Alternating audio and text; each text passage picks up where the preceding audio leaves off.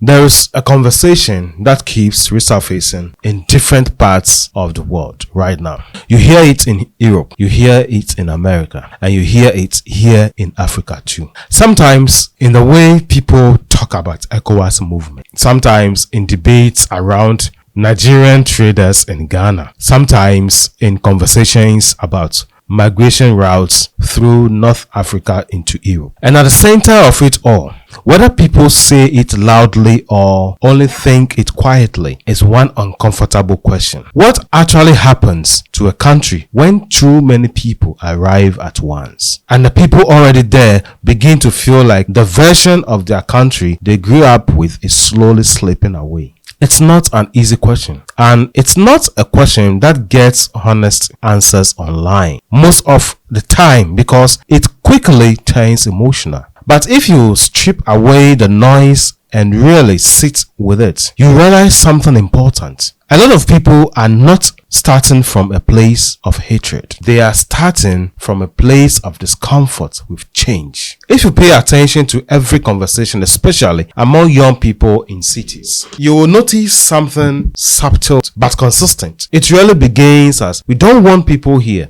More people. It starts as, why does everything feel different so quickly? In Ghana, for example, you hear conversations in places like Accra or Kumasi about competition in retail spaces, where local traders sometimes feel pressure from foreign participation in the same markets. In Nigeria, similar discussions show up around informal trade and urban survival in places like Lagos, where population density and economic pressure are already intense. In South Africa, the conversation often becomes even more visible, with tensions between locals and migrants from neighboring countries like Zimbabwe or Mozambique. Different countries, different contexts, same underlying feeling. People feel like they are competing harder for the same space, the same opportunities, and sometimes even the same sense of identity in their own cities.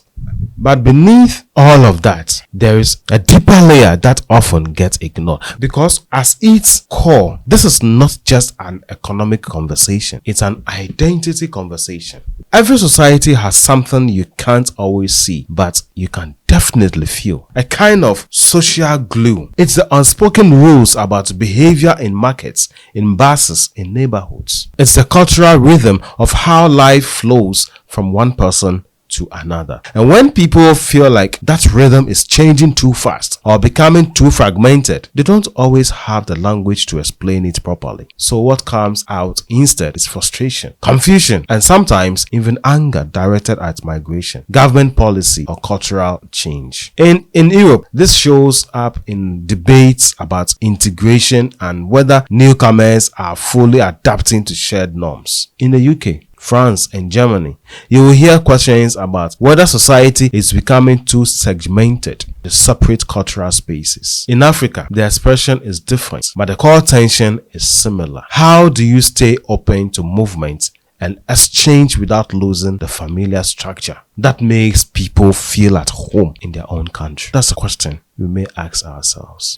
Now, here is a part that often gets overlooked in these discussions. Migration is not a new African story. You know, Africans have always moved across African borders. It is part of how the continent functions. Ghanaian traders in Togo and Cote d'Ivoire, Nigerians moving across West Africa for trade and opportunity, Somali communities in Kenya, Congolese populations spread across Central and Southern Africa. Movement is not an exception here. It is part of the system. So the issue has never really been movement itself. The issue becomes what happens when that movement is not well managed, not well integrated, or not supported by strong systems. That is the issue. Because when systems are already under pressure, jobs are limited, housing is tight, public services are stretched, people don't always experience diversity as richness. They experience it as strain, and strain, if it builds long enough, always look for somewhere to land. There is also a political layer to this, that cannot be ignored. When governments are not able to provide enough opportunities for their own citizens, any visible competition, whether fair or not, becomes emotionally amplified. So suddenly, migrant communities are not just seen as individuals trying to survive. They become symbols of a bigger frustration about unemployment, inequality, and broken systems. So systems in countries must work. Systems must be put in place to help curb this menace. In Ghana, when youth unemployment becomes a talking point, economic competition becomes emotionally charged. In South Africa, where inequality remains one of the highest in the world, migrant communities often become focal points for frustrations that are actually rooted in deeper structural issues, my dear. And this is where things become sensitive, because the real question is not simply who is here. The real question is, why does it feel like the system cannot hold everyone who is here in a fair, stable way? That is the real question. Then there is a cultural layer to this. The cultural layer, which is where a lot of misunderstandings deepen. Every country has its own rhythm of life. How people greet each other, how businesses are done, how authority is respected, how public spaces are shared. Even something as simple as queuing or noise levels in public places carry cultural meaning. So when that rhythm feels disrupted or inconsistent, people begin to notice it in everyday life. And this is where two perspectives start to form. One side says we need shared norms so society stays safe. The other side says those expectations can become a way of erasing identity. And what makes it complicated is that both sides are responding to something they genuinely feel. But if you zoom out far enough, you could see that history gives us a pattern that is hard to ignore. Societies that completely shut themselves off tend to stagnate over time. But societies that open up without structure often struggle with cohesion and shared identity. So my dear ones, the real issue is not whether migration should exist or not. The real issue is, how do you design a system where people can move, live, work, and contribute while still maintaining a shared sense of belonging and order? That is the part that requires real leadership, not slogans, not emotional reactions, but systems that actually work. And in Africa, this becomes even more complex, because you see, our modern borders were not designed around cultural or social unity. They were drawn through colonial processes that split communities and merged others that had no natural alignment. So you could see one community in Nigeria, the same community in Ghana. One community in Ghana, the same community in Togo. On and on and on and on. So the idea of perfectly uniform national identity was never really the reality here. What exists instead is something more layered. Multiple identities living under one national framework.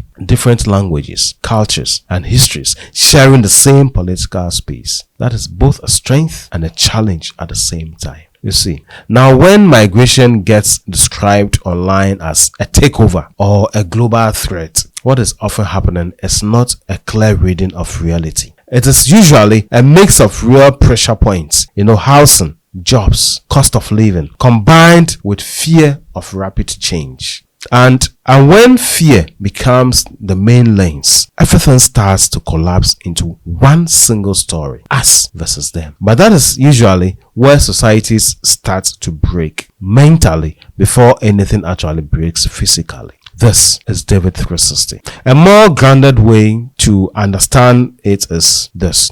Migration doesn't automatically create problems, but it does reveal existing ones faster. If education systems are weak, competition feels more intense. If jobs are limited, newcomers feel like pressure instead of contribution. If governance is weak, informal systems fill the gap. So migration is less of the cause and more of a mirror. It reflects what is already happening inside the country, which means the solution is not emotional reaction or blanket rejection. The solution is structure, clear immigration and labor policies, fair enforcement of rules, investment in local job creation, better urban planning, systems that help integration actually function in practice, not just in theory, civic education that builds shared understanding, and leadership that can talk about these issues honestly without turning them into tools for division. That